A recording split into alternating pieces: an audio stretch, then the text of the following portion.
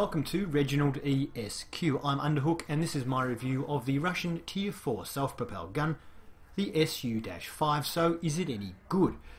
Not really. The top gun is actually okay, but it only has 12 rounds, which will last you from 4 to 5 minutes. After that, you can no longer take part in the game because you don't have any ammunition. You can choose the not so good. Actually, let's have a quick look at the guns so you know what I'm talking about. So you've got the 122mm here, and you've got the 152mm. The 152mm is pretty much identical to the gun that's on the Sturmpanzer, the German Tier 4 SPG, which is very good. But the one on here only has 12 rounds, whereas the Sturmpanzer has 30 rounds, and that's the big problem with this tank. The other option is the 122mm gun, which is more similar to the guns that are on some of the other SPGs at this tier, with lower penetration and lower damage. But it is very inaccurate for a gun that has almost no splash radius, and it's really hard to hit anything. It's an awful gun, and I really didn't like it. So let's have a look at the comparison, very quick comparison. I'm only really going to compare it to the Sturmpanzer, and then we'll have a look at some gameplay. I have, just so you know, all of my crew are 100% trained. My win rate in this tank is only 35%, and I've played about 52 games in it, so that is awful. One of the worst SPG win rates I've ever had, and yeah, I don't really know what else to say. I've got binoculars fitted and a camouflage net fitted. I've got a gun lane drive fitted to speed up the aiming time. I haven't bothered with a gun rammer. In fact, it's pretty much no point in a gun rammer because you're only having 12 rounds. You can't get through more than half a game anyway, so it's pointless having a gun rammer. It's just a waste of time. So we're on the Tanks GG website, just doing a very quick comparison between the SU-5 and the Sturmpanzer 2. They are both Tier 4 SPGs, as this Sturmpanzer is the German one. They both have pretty much the identical gun, which is why I'm comparing the two of them together. So we actually have slightly more DPM because even though we have the exact same 35 mils of pen and 400 damage, our gun fires a little bit more quickly, 3.53 rounds per minute versus 3.45. It's almost the same, 17 seconds to reload or 17.4 seconds on the Sturmpanzer. So explosion radius the same on both, 6.5, which is quite good for a Tier 4 tank. Caliber is actually slightly bigger on our gun. It's 152mm versus a 150 Sturmpanzer. So I told a lie, they're not the identical gun. They're very similar though. We have a shell velocity of 285 versus 275 in the Sturmpanzer. The shell velocity with this gun means that the range is about 500 meters, very similar to the Sturmpanzer, and the gun arc is very nice and high, which is good. Ammo capacity of 12 is what absolutely kills this tank on this gun on this tank. 30 rounds for the Sturmpanzer, and that's basically the difference between the two. Sturmpanzer, really, really good. This one, not so good. And it's not that this one can't do the job, it can, it's just that it can only do the job for half a game. Dispersion of 0.88 is ridiculously bad, but the 0.84 on the Sturmpanzer wasn't good either. However, in practice, I found the Sturmpanzer to be much more accurate. The, what else can we tell you? Elevation 72. Now the gun depression is 0 degrees on this, whereas 4 degrees in Sturmpanzer. So the Sturmpanzer is more able to defend itself at the end of the game when people come chasing after you. Without any gun depression means if you have a slight uprise or anything like that, you can't hit anything. 6.5 to either side with the gun traverse on Sturmpanzer is ever so slightly better than the gun traverse on the SU-5. Forward speed, well, the SU-5 is much slower at 30 versus 45, but it's actually not as noticeable as you would think. That's because the SU-5 has pretty good terrain resistance in comparison to the Sturmpanzer. So even though, yes, it is slower top speed, the acceleration's pretty good. It gets to 30 reasonably quickly, and it's not one of those ones where it's so slow getting into position that you get killed before you get into position or anything like that. It's not too bad. What else can we tell you? The track traverse is actually pretty good too, 26 degrees, which is pretty good for a SPG, 22 on the Sturmpanzer. So it has the advantage in mobility, and that does effectively decrease your aim time a little bit. So we could say we have a slightly superior aim time and a slightly superior reload time compared to the Sturmpanzer, and less accuracy. Armor is non-existent, so no point looking at that. Health, 160 versus 190 on the Sturmpanzer, so really not good. And what else can we tell you? View range is 250 versus 255. It's both terrible. A radio range 615 versus 700. So it's still okay. And for some reason, it costs $10 more per round.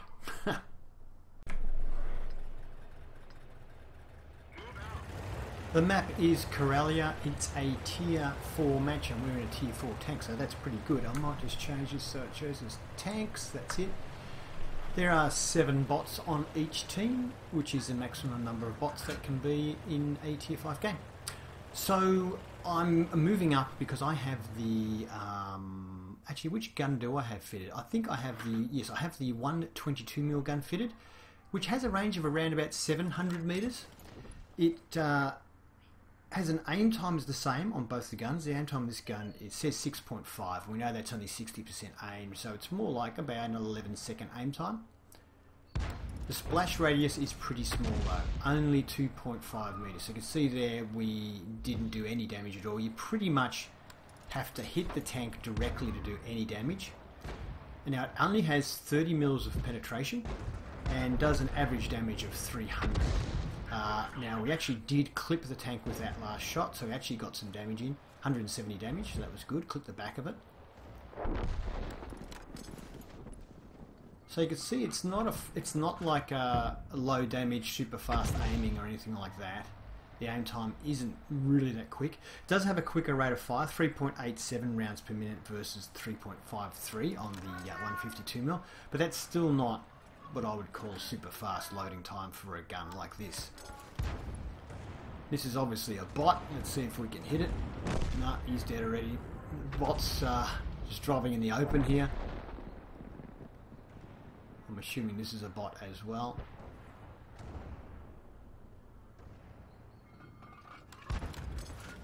And let our shell go. And we actually get some damage. 14 points of damage. I think we actually landed sort of next to it. It has no armor, that tank, so... yeah. So now we move around the other side. So the tracks do turn fairly quickly, so as far as aiming goes, the track traverse is kind of a bit of an assistance. So the game is... looks like we're slightly ahead. We've got a Lux here coming through, chasing our Lux. Let's see if we can get him as he goes through this narrow pass here. The shell went a bit quicker than I thought and missed by a mile anyway.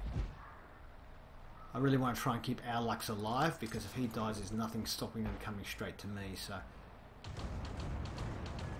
I know that sounds a bit selfish, but hey, I do want to stay alive. Let the shell go, we missed by a mile.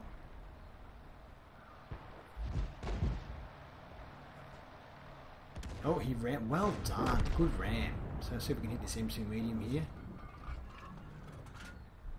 Shell go, and we get the killing blow, 61 damage, yay! So 0.84 dispersion, and which the other gun that we'll show in the next game has 0.88 dispersion, so a little bit more accurate, but still pretty poor accuracy for a gun that is not a big damage gun. Missed by a mile. I did fire before it fully aimed there. Now my crew's all fully trained, but they don't have any skills. They're all working on Brothers in Arms, so they don't have any effective skills at the moment. But they are 100% trained. Let's see if we can hit this guy. So really this sort of a gun is really only effective on tanks that basically sit still.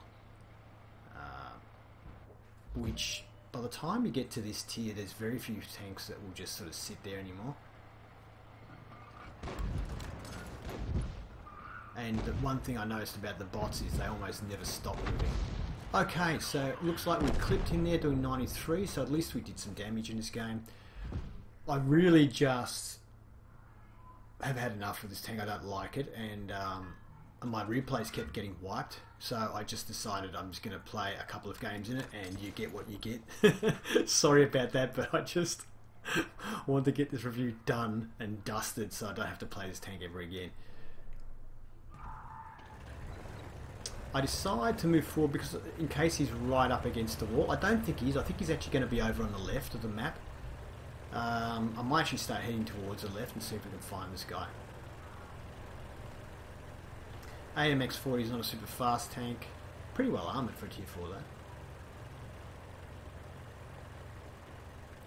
So yeah, we're definitely going to win. I think somebody in our team just shot one of our tanks that was on cap. Pretty sure that's what I just saw happen there. Could be wrong. And there's the AMX-40. Can we get a shot? Looks like he's driving directly away from us, which is fantastic for artillery. Oh, we missed. Okay, so if it had decent splash, that would have done some damage, but it doesn't have decent splash, and it does have a pretty long reload time. But the gun arc is not too bad, as you can see. There's rocks there, but we managed to get over them, and we got the last 16 points of health off the AMX. So the gun arc isn't too bad in this gun, it's just really that you have to hit the tank, is the problem. Okay, so class 3 in the tank. We did hit a few tanks at least. And we finished, I don't know, top 6 or something. 222 damage, 343 experience, which was enough to get a class 3 in the tank. So that tells you how great the tank is. Shots fired 13, direct hits only 1. So we were getting a little bit of splash, landing right next to them, 4 splashes.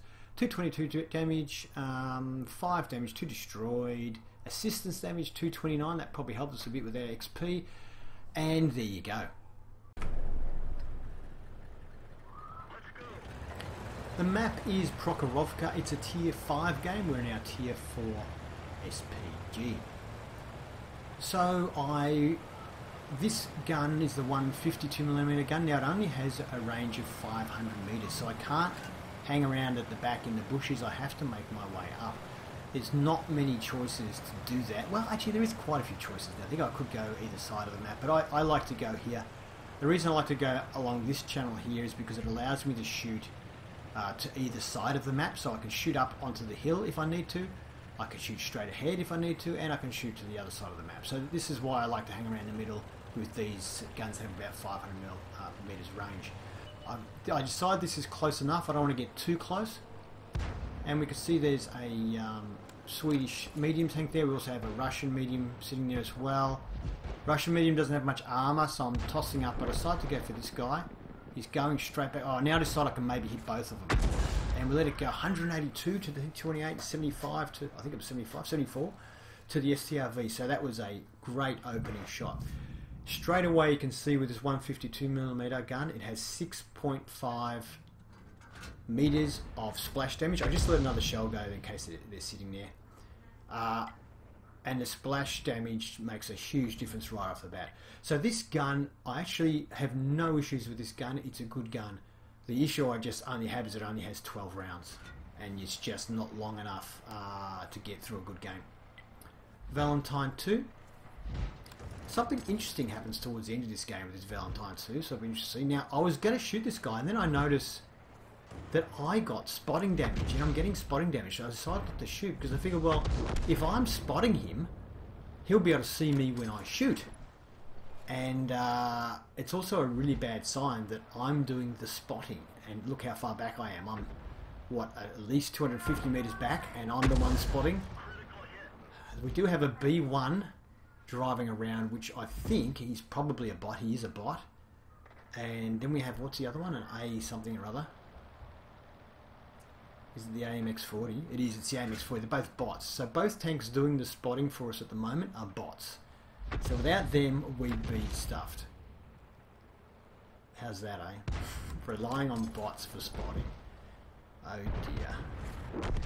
We missed that one. Didn't even get any splash on him. So as you can see, we have 8 rounds remaining, so we've already used up 4 of our 12.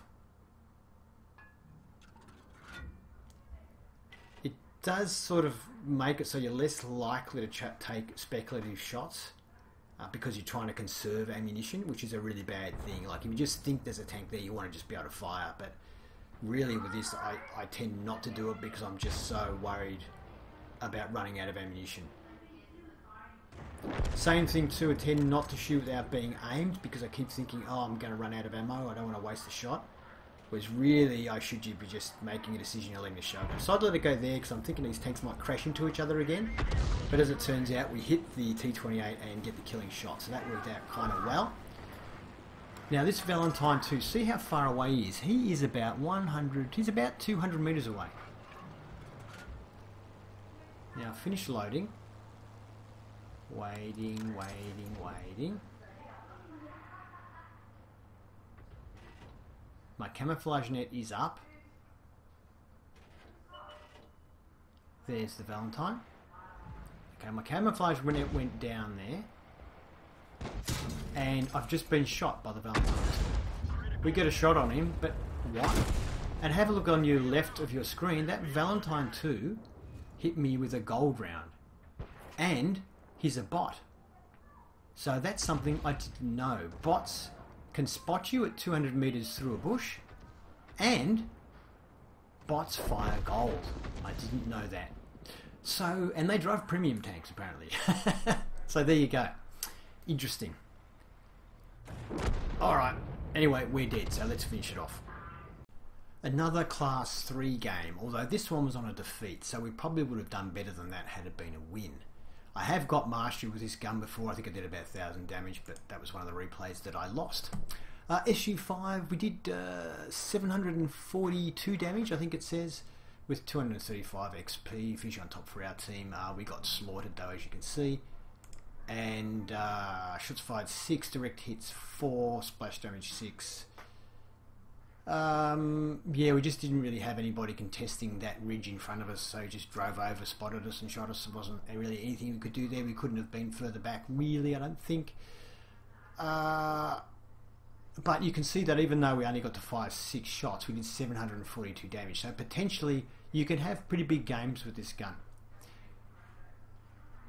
What else can we tell you? Damage 3, destroyed 1, 151 assistance damage, and we actually got some stun, 15.69 seconds of stun, although we didn't get any stun damage.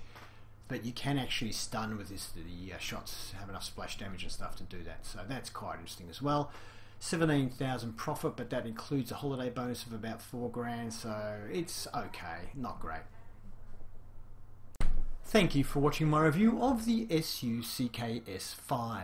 Hope you enjoyed it, and if you did, please give it a thumbs up. If you'd like to see more, please subscribe to Reginaldesq and have fun.